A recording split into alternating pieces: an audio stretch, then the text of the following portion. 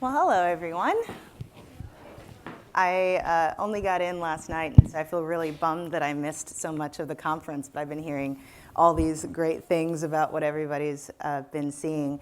I'm Kimberly Adams. I'm a host and senior Washington correspondent at Marketplace, but the reason that I'm here is because I also, with the wonderful Jessica Bari over there, who some of you have met at this conference, host a program called Call to Mind. It's a series of hour-long broadcast specials that airs on public radio across the United States, and it's aimed at changing our conversations around mental health. I feel like a bit of an outlier up here because our show is not a podcast, it's a broadcast show, which means that we're encountering people often by surprise. They may turn on their radio and not know that they're about to hear about mental health. Whereas with the podcast format, people are often seeking you out. They are looking for the content. And it's a really unique opportunity to have these conversations about mental health and also about decriminalizing mental illness. And I want to start with Jessica. Can you talk about where decriminalizing mental illness fits into the podcast landscape, and also talk a little bit about Lemonada Media? Sure. Thank you. And thanks everyone for having us. Thank you to Sozosei, who is so generous and incredible. So Lemonada, just to give you a little backdrop, is a podcast network. We have about 32 podcasts right now. We started 3 years ago. I lost my little brother, Stefano, in 2017 to an accidental overdose. And my co-founder, Stephanie Whittles-Wax, lost her little brother the same way, 2 years before me.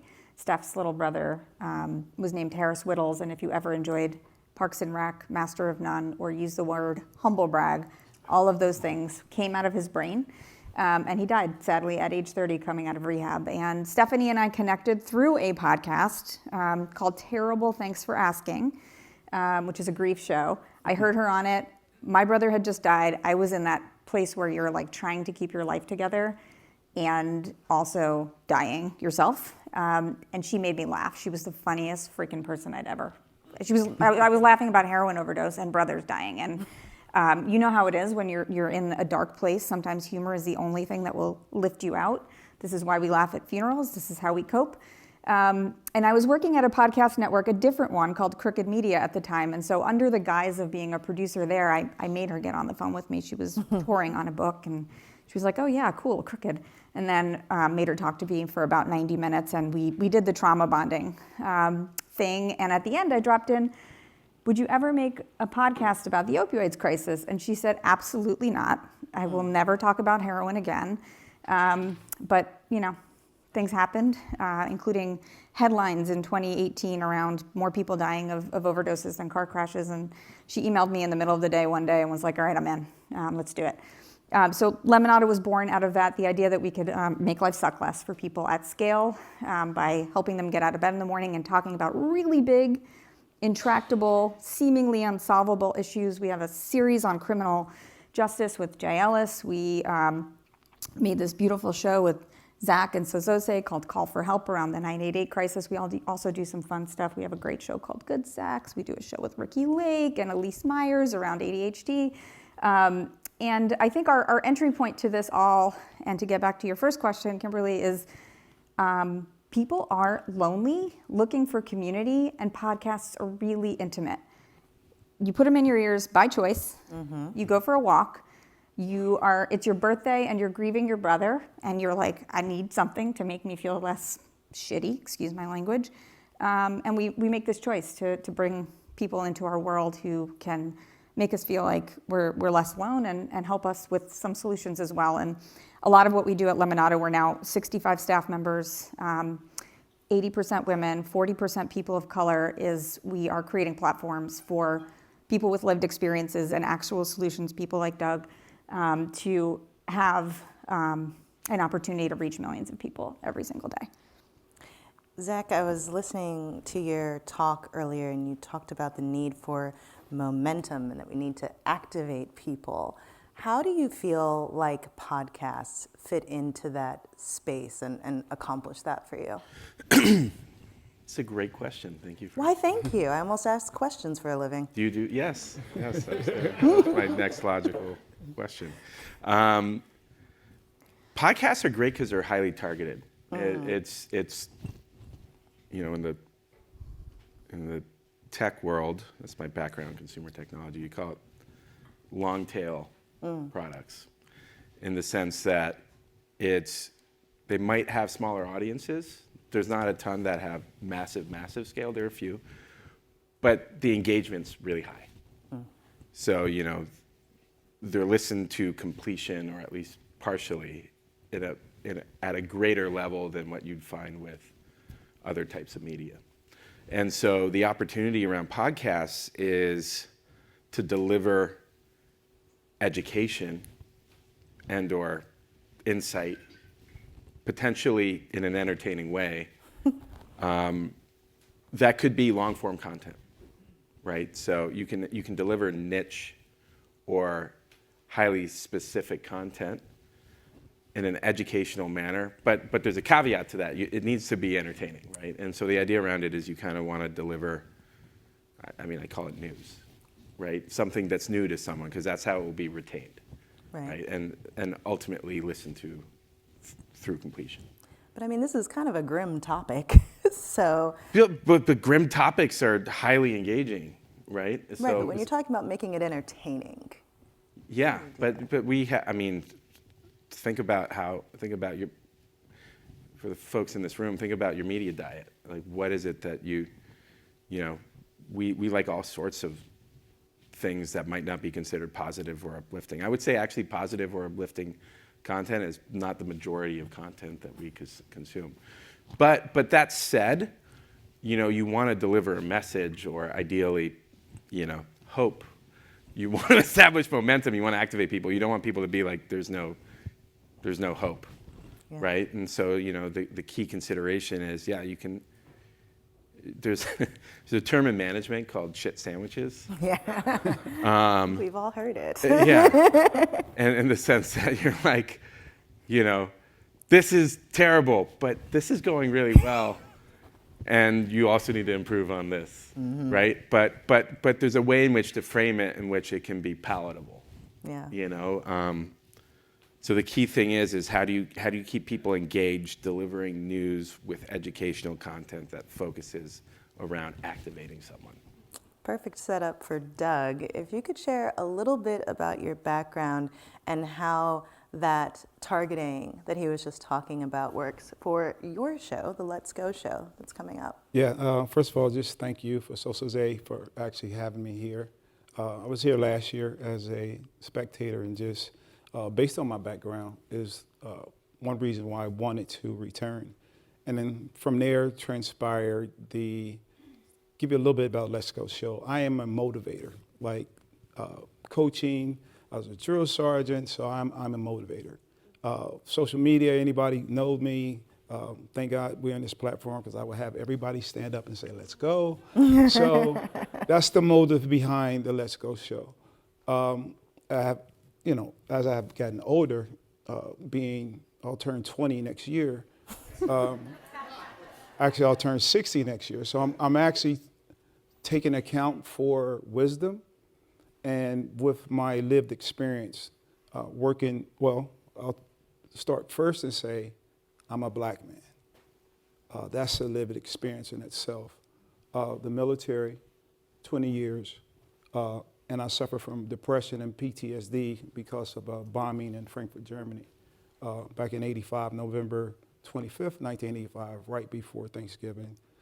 And also working in a federal prison for 25 years around this stigma. Well, I'm not going to say stigma, let's talk about realization, where a majority of African American or men and women of color were being incarcerated because of the 1986 Drug Act.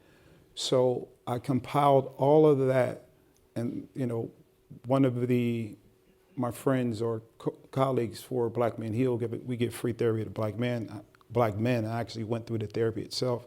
Actually, Zak said something that was very encouraging when he said, my service is like a road to my happiness. And I didn't even realize that's what I was doing, because I'm a servant.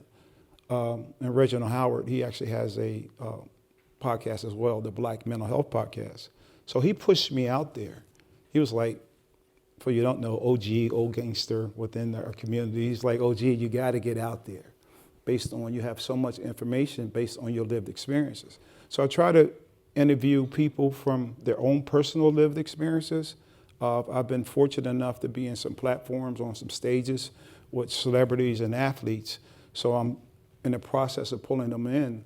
And the thing about a podcast is that I look at it and leaving a legacy, because I come from an era where, do I have to say it, 8-track tapes and cassettes? What are those? And we actually had a cassette tape of my grandfather. Now, I don't know where that is, but it wouldn't help us anyway, because, you know, the tape is probably no good. So the only thing I have left is my voice. So I want to leave my voice behind. And then that, you know, having so much effect as far as people that I interview, everyday people telling their experience and things that they've been through to express their voice. And our voice matters, our feelings matter. So that was part of the Lexo show. I got some dynamic interviews. I'm up to not 100,000, but maybe three podcasts that's been actually out there right now. Interviewed a juvenile lifer, interviewed a gentleman, found his wife dead, was #1 suspect. And of course, I got upcoming ones. I got some athletes in store. So that's basically the Let's Go show. So let's go. Let's go. I often, when I tell people that I work with Jessica on Call to Mind, they're like, what is a business and economics reporter doing working on a mental health show? And part of it is explaining to people that mental health is also an economic issue, right? It's something that affects business, it's something that affects the economy, and doing Call to Mind is not only great for me because I feel like the work is important, but I also translate that to my work at Marketplace. And I wonder, and any of you can answer this, I feel like part of this work, especially around decriminalizing mental illness, is informing our audiences, wherever they are, that mental illness is criminalized. And so, for example, with Marketplace, someone comes listening for a business and economics story, and I give them a mental health story as well. How do you see podcasts as sort of bridging that gap and sort of bringing audiences into a conversation they don't even know that they need to have? I mean, I can take a stab, but I'll keep it short and give these guys some time to gather their thoughts. I think so much of what we do at Lemonada, and I think what our collective work is on this stage, is providing context and empathy and giving you a chance to hear from people and recalibrate how you've been thinking about the world. I got to the hotel late last night and I was watching back episodes of Law and Order, which, great show, but also framed our sense of the world and the justice system in a pretty negative way, you know. Forensics, not real. Most of that science is not real.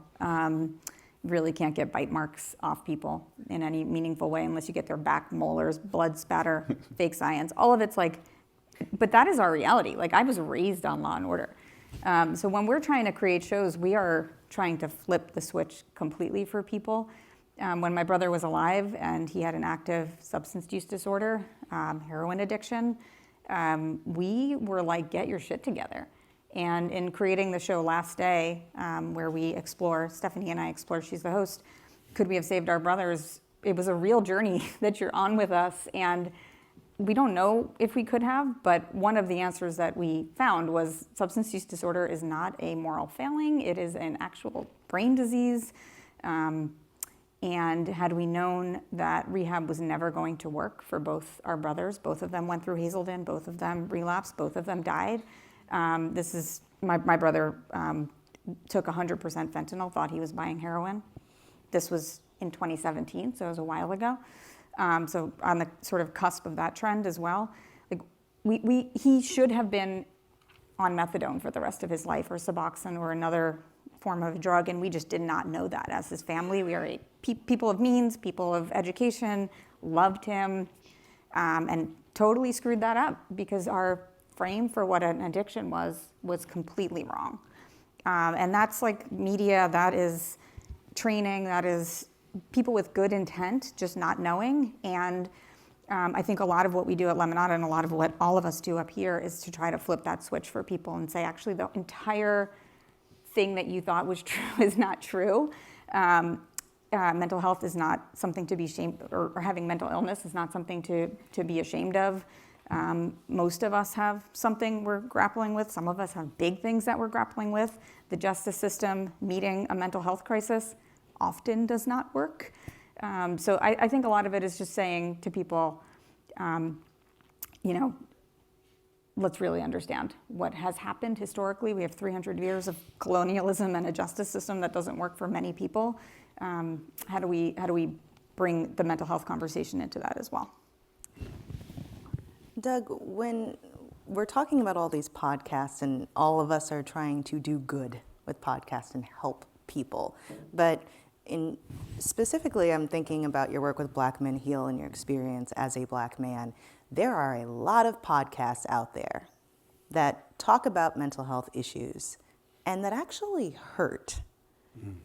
How do you see your work as either countering that, or where do you think you fit in with that?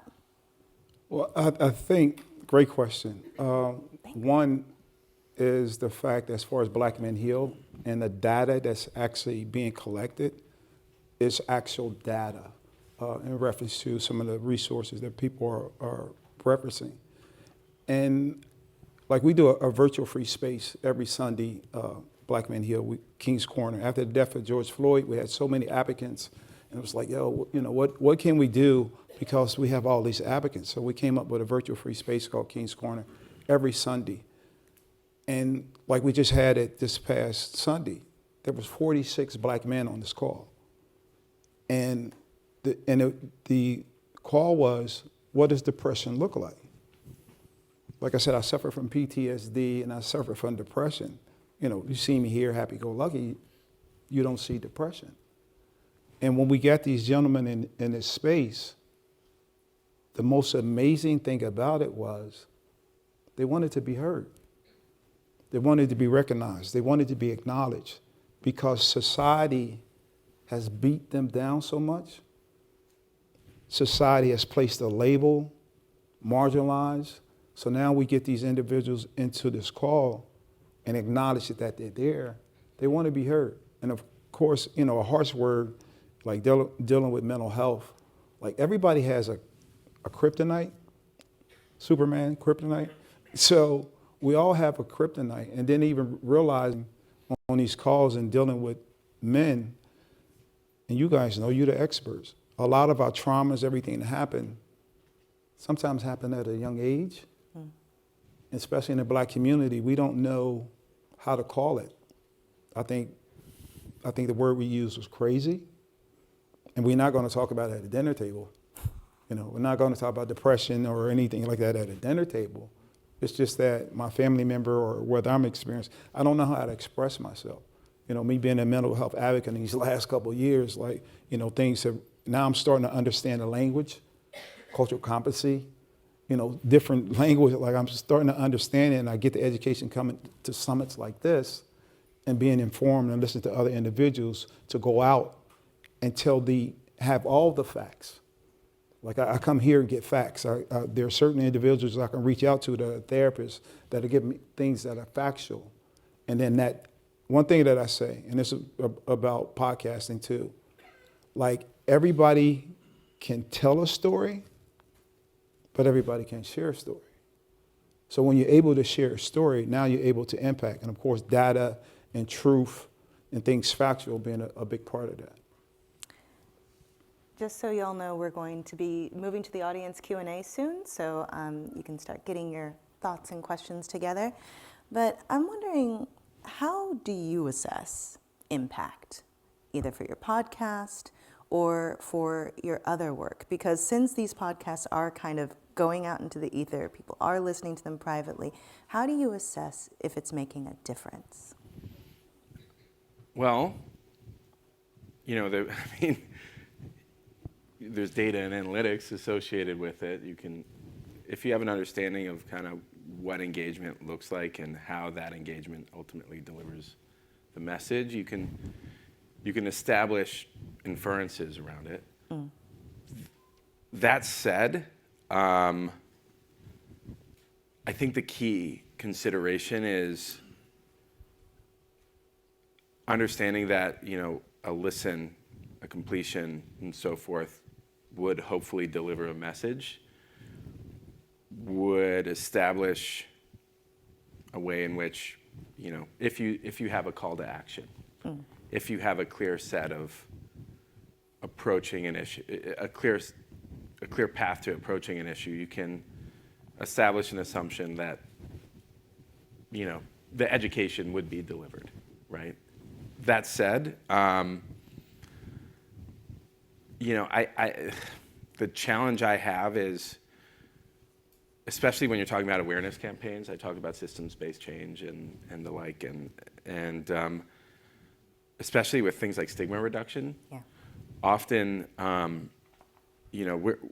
we see a very baseline of call to action, like it's okay not to be okay and things like that, and that's not even a call to action. And so, I think we're just scratching the surface of how we can deliver education. I think in terms of how media is generated, I think we discount the intelligence of people, and I think we can deliver, providing it's newsworthy, we can deliver a level of sophistication in education that I think would surprise people.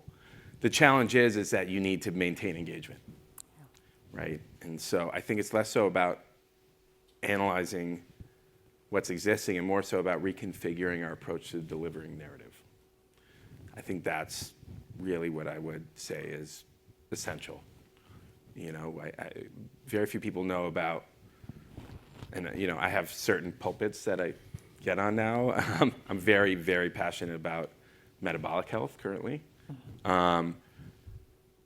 Nobody knows about the metabolic crisis underlying our mental health crisis. The awareness around it is very low. 60% of America is pre-diabetic or diabetic. And if you're pre-diabetic or diabetic, your relationship with pharmaceuticals, nutrition, so forth is deprecated, right? And so,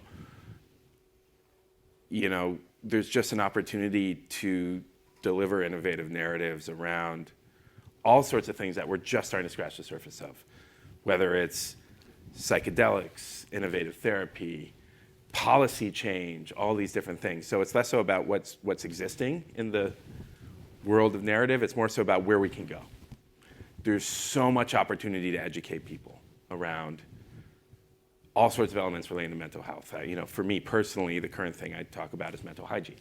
It's related to metabolic health. It's also related to nutrition, our neurotransmitter health, and so forth. But it needs to be packaged in a way in which you can encourage completion of listening, completion of engagement. Yeah. And that's the challenge. It's not necessarily about the configuration of, it is about the configuration. It's specifically about the configuration around how we deliver what I call news, right? That's what it's all about. So we need to get there. Can I take a stab at this one too? Sure. And then we'll get. I promise I'll be brief. But I do think we formed Lemonada. We wanted to save lives, and we wanted to see concrete impact of our work. We are not public media, so we can have positions, we can advocate, we can bring people on who are advocating. On Last Day, our first show, which did 3 seasons, it's going into a 4th season. The last season was on the gun violence epidemic, and we were embedded both in Atlanta with community organizations and members, and also out in Montana, where there's a massive gun suicide crisis by the same people who are very pro-gun. And it was very apolitical, very harm reductionist. That is our lens. And that series had a direct impact on the legislation that got passed, imperfect though it was. We also, in season 1, covered harm reduction quite a bit in the opioids crisis, and including safe consumption sites, which we believe strongly in as sort of a downstream intervention. And when the show launched, there were was only one safe consumption site in the entire United States in Ithaca with a young black mayor, Svante Myrick, who is a rising star and probably will be president one day. He's now, I think, the head of American Way in upstate New York. And we created a platform that 6 million people heard safe consumption sites can save lives.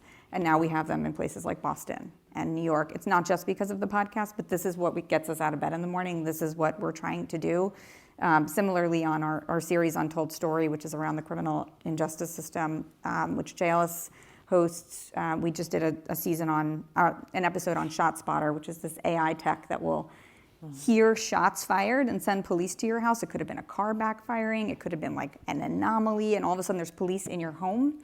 You are probably black or Latino, and they are holding you down because they think someone shot a gun. This is being used in cities all across America, and we just stopped ShotSpotter from being implemented in like 10 different cities from this one episode. So that is the kind of impact we're going for. It is both reach, get into people's ears, change their hearts and minds with story and context, but then like in our lifetime, today, stop bad shit from happening. So we only have about 10 minutes for the Q&A.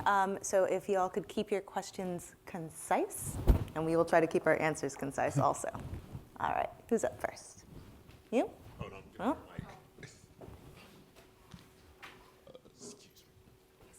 She made it to the mic before you did. Go ahead. Oh, I'm moving fast. Just a couple things, and there are questions rather than comments. I can't really hear you. Oh, right, questions rather than comments. I wanted to, Kimberly, you said something about, that you were referring to mental health stories that go wrong or have the wrong effect. I was curious if you had examples of those, because that is something, we all struggle with as journalists. And I was curious, in Doug's case, whether when he was talking about the importance of people sharing his story, how he balances that or has that conversation with people as well as Jessica. We all know in journalism, as a journalist for 28 years with USA Today, you need the real person, and, Right. and they're always saying get the real person higher. And to me, in my experience, it's always been successful, and I've never heard bad stories. But I'd love to hear what the folks on the panel say. Well, mine is pretty quick. I was specifically thinking about all of these podcasts targeted at men, particularly young men, that really create some toxic narratives around masculinity and how they don't call it necessarily mental health, but they talk about sort of personality and things you should be doing, how you should treat women, and it's creating some real toxicity amongst not just young men, but men in general. And so I was thinking about that, and I know that that's something that you try to counter. Yeah, one of the things about like sharing my story, of course I was never always able to do that. It's just like going through therapy. Like it takes a level of courage, because we doubt ourselves. So it takes a level of courage to admit that I think I need some help. And then, Zach talked about mental hygiene.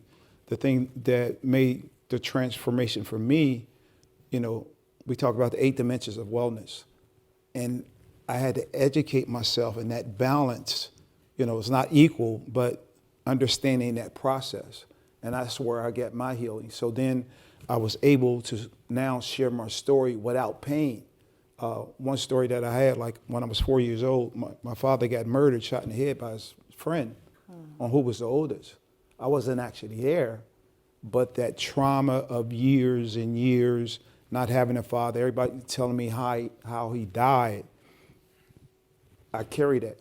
I told you I'm almost 60, so I carried that for like 50 years. So now, and realizing once I share my story and being vulnerable, it helps other people. Yeah, I see myself as a student, and part of what I do when I speak is share my path to discovery and learning, and I think in part that's why it can be considered engaging, because I get excited, genuinely excited about my path of learning, and for me, part of what I do is share what I learn. And the key thing for me is as I go deeper down the rabbit hole, I'm like, oh wow, you know? I didn't understand all these elements of our systems and the historical context and things like that. And I want to share this. And so, you know, I'm looking at you, Kimberly, as if you posed a question out. Well, I mean, audience, no, I mean, but- what you're describing was me when I discovered mental health parity laws and just went way down the rabbit hole. Okay. I just really appreciate this conversation and the whole conference and the power of the podcast and the power of storytelling. And I'm always thinking about how we leverage and layer and how to get these vehicles out to people. So how are podcasts, how do people get to podcasts, and what can we do to elevate these podcasts and these stories so that they're connected? And Zach, I love the idea of that long tail, because if you get them for a long period. Well, first of We all, should tell all open- your we should friends. open apps. We should gotta get Doug's show is new, so Yeah. open your take out your phone. phones. Right. Y'all have your phones out. We see Yeah. them.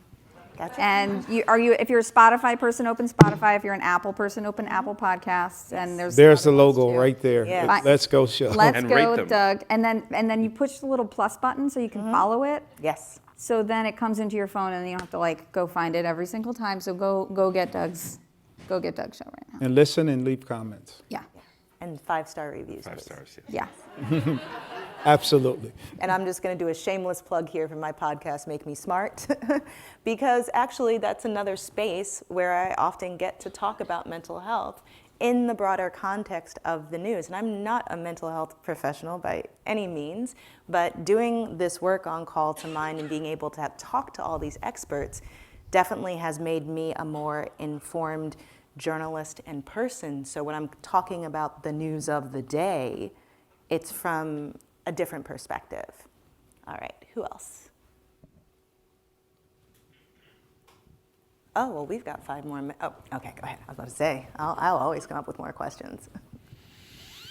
I guess I was wondering, we're in a sort of serious topic, and it's kind of, for some people, it's life and death, and it's you're also in the entertainment business, so it must be kind of sometimes a bit of a conflict to say, what's hot, what are people going to notice, what's going to grab people. How do you kind of go about making sure that, as you get into this, that the science behind it and the quality of the people delivering the message are kind of, valid? I mean, they're serious people, as opposed to sort of, kind of the flavor du jour. Can I answer that question? Or start? Great question.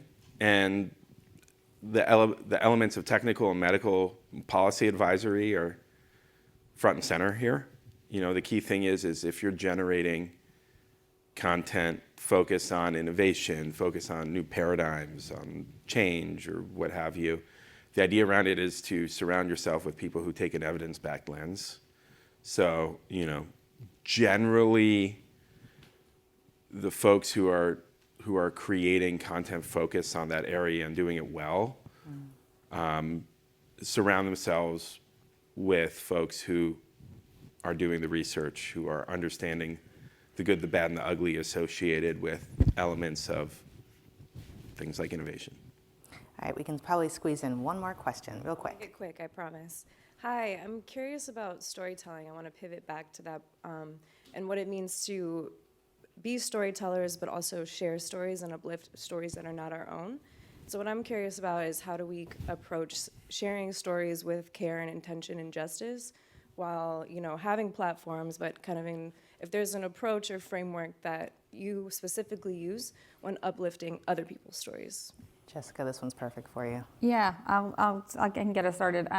There's a few things that we try to do at Lemonada. We want our shows to be heard by millions of people, so we're using both these questions at the same time.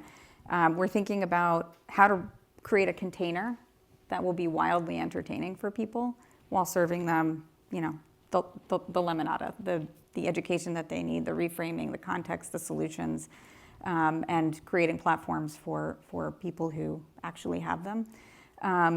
So sometimes that's true crime, sometimes that's a chat show, sometimes that's this, that, and the other, but We're oftentimes thinking about that. Then we're thinking about our staff who are creating the shows too. All of them go through trauma-informed training that is, sort of normed and nationally best practiced because it's hard work. Like do not recommend this, but I went to Boston and recreated my brother's last day for our series. From the moment he woke up to the moment he ended up in the morgue, and I was like, oh, this is not healthy. But we did it, and people needed that. They needed that. They needed the sort of not Sackler family version of the opioids crisis. They needed the human version of it.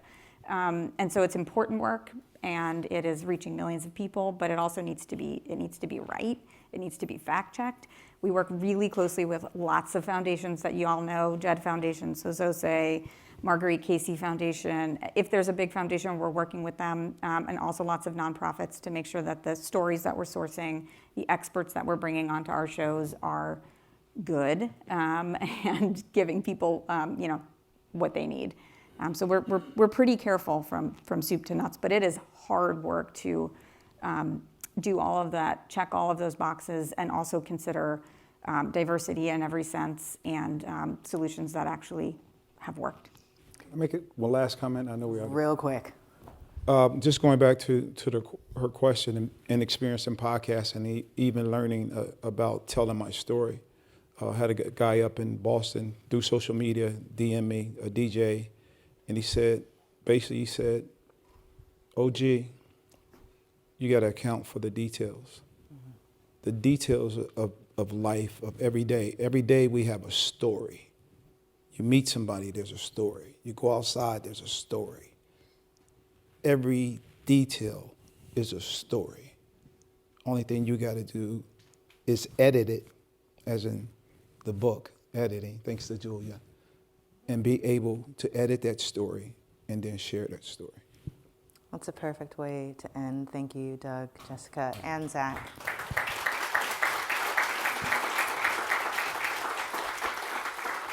And thank you so much to the Sozosei Foundation for this opportunity to have this discussion.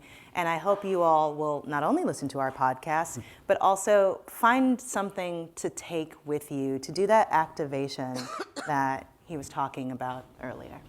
All right. Thank you.